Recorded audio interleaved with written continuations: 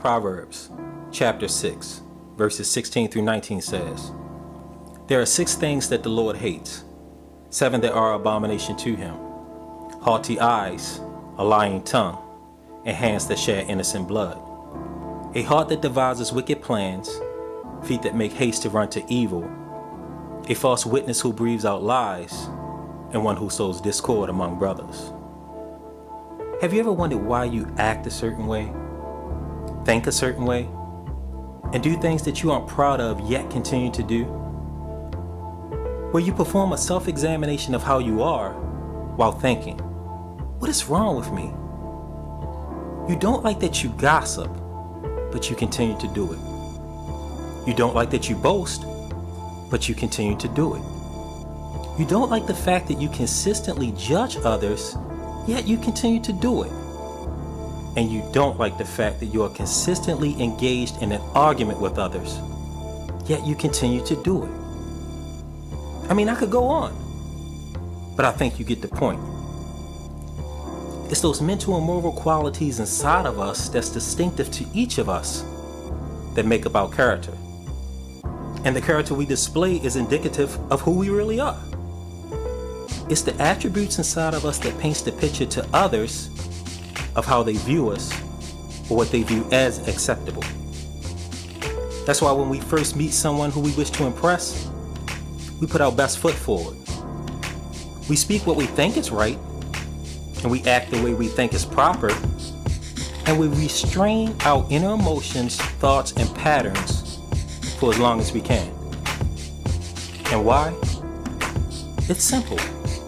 Because although others may not see it immediately, we know that everything we attempt to conceal inside of us will eventually surface and show who we really are and what we attempted to hide. It brings to mind the last time we had a dog who, despite being trained, would consistently urinate on the carpet. I tried scrubbing the spots. I consistently shampooed the spots.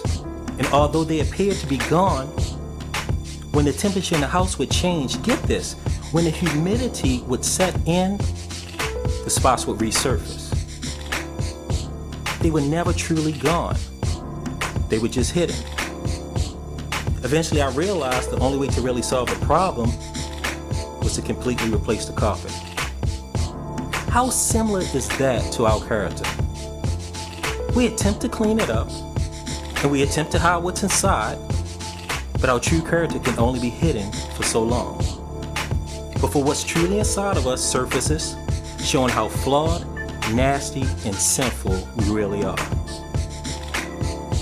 And it usually shows in times when the heat is on in our lives, when the circumstances that affect us on a daily basis maximize to the point that it reveals what's truly inside. And in most cases, it's very unattractive. In most cases, it's brutal and vengeful.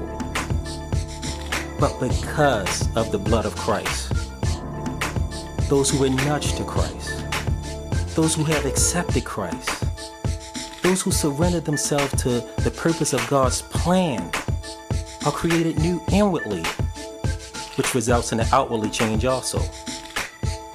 2 Corinthians chapter 5, verse 17 says, "Therefore, if anyone is in Christ, he is a new creation.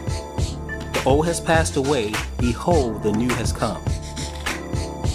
In case you may not understand what this means, God cleanses us from the inside out with a renewed mind and a clean heart.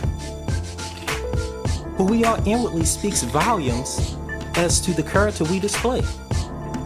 As David said in Psalm 51, verse 10, "Create in me a clean heart, O God, and renew a right spirit within me." Only the Lord is capable of changing who we were before we were led to Christ. He creates within us a renewed mind, a clean heart, which is guided by the Spirit, so that our inner beauty and the righteousness of God is what we display. He, and He alone, is responsible for the ultimate character change. Blessings.